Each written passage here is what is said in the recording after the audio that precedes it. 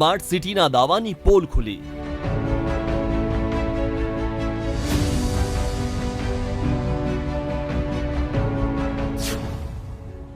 અમદાવાદમાં વગર વરસાદે પાણી જ પાણી।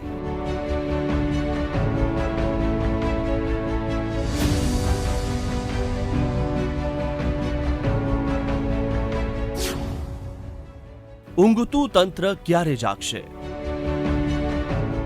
સ્માર્ટ સિટીના બણગા ફૂંકતા અમદાવાદ મહાનગરપાલિકાની વરવી વાસ્તવિકતા સામે આવી છે, કારણ કે શહેરના રસ્તા પર વગર વરસાદે પાણી ઉભરાઈ રહ્યું છે। એટલું જ નહીં, આ ઉભરાતી ગટર અને પાણીની લીકેજ લાઇનને રિપેર કરવામાં તંત્રની ઉદાસીનતા પણ સામે આવી છે।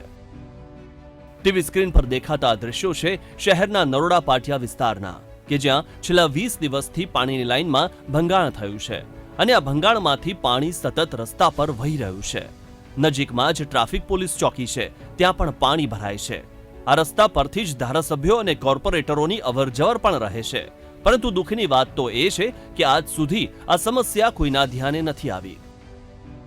એએમસીએ માત્ર બેરિકેડ લગાવીને સંતોષ માની લીધો છે, પરંતુ આ પાણીની લાઇનને રિપેર કરવાની તસદી નથી લીધી, જેના કારણે સ્થાનિકો હેરાન પરેશાન થઈ રહ્યા છે।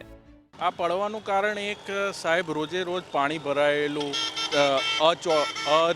બધી રીતે અવ્યવસ્થા ઠરવાયેલી છે। તમે જોઈ રહ્યા છો કે સાંજના ટાઈમે પણ બહુ પાણી ભરાયેલું હોય છે, કે અહીંયા સુધી પાણી ભરાયેલું હોય છે અને હમણાં હાલ જ મારે સ્લીપ ખાઈ ગયો। આજની તારીખની વાત કરું સાહેબ, નરોડાની અંદર 4 થી 5 જગ્યાએ મોટા મોટા ભૂવા પડેલા છે અને આ પાટિયા સર્કલ ઉપર તો આટલો બધો ટ્રાફિક હોવા છતાં પણ જો કોર્પોરેશન એનું ધ્યાન ના આપતી હોય તો સામાન્ય અંદરના વિસ્તારમાં સામાન્ય પ્રજાની અવાજ તો કેવી રીતે આ લોકો સાંભળશે? અહીંયા કોર્પોરેટરો, ધારાસભ્યોનો ટાઈમ છે લોકોની મિટિંગોમાં જવાનો, લોકોના ત્યાં કાર્યક્રમોમાં જવાનો। અહીંયાથી ધારાસભ્ય પોતે નીકળતા હશે અને બધા જ કોર્પોરેટરો અહીંયાથી 3 વોર્ડની બોર્ડર લાગે છે, ઠક્કરનગર, નરોડા અને નિકોલ, ત્રણેયની, બરાબર છે। તો આ જગ્યાએ જો કોર્પોરેટરો ધ્યાન નથી આપતા તો પ્રજાનું તો ક્યાંથી કઈ પ્રશ્નનું સોલ્યુશન આવવાનું? આ સમસ્યા માત્ર નરોડા પાટિયા પૂરતી સીમિત નથી।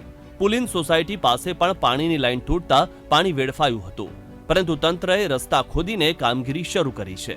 તો બીજી તરફ મુરલીધર સોસાયટી પાસે પણ પાણી લીકેજ થવાની ઘટના સામે આવી છે। અહીં પણ કોર્પોરેશનનો અંધેર વહીવટ સામે આવ્યો છે। છેલ્લા કેટલાક દિવસથી પાણી રસ્તા પર વહી રહ્યું છે, રસ્તા પર ખાડા પડી ગયા છે। સ્થાનિકોએ અનેક રજૂઆતો કરી, પરંતુ તંત્રનો એક પણ અધિકારી અહીં ફરક્યો નથી, જેને લઈને સ્થાનિકોમાં રોષ છે।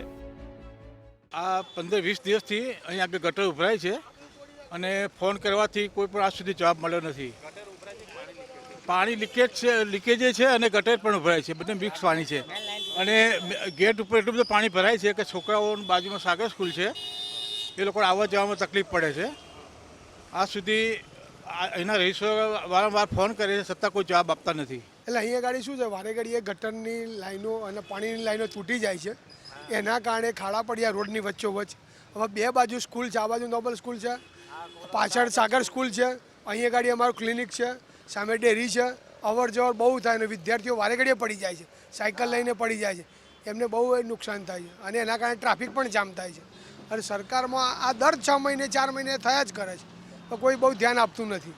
રિપેર થાય છે નો ડાઉટ, પણ પછી આના પછી આગળ કંઈ પરમેનન્ટ સોલ્યુશન નથી આવતું।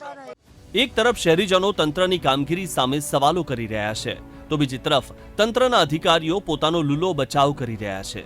સમગ્ર મામલે સ્ટેન્ડિંગ કમિટીના ચેરમેન શું કહી રહ્યા છે, આવો સાંભળીએ।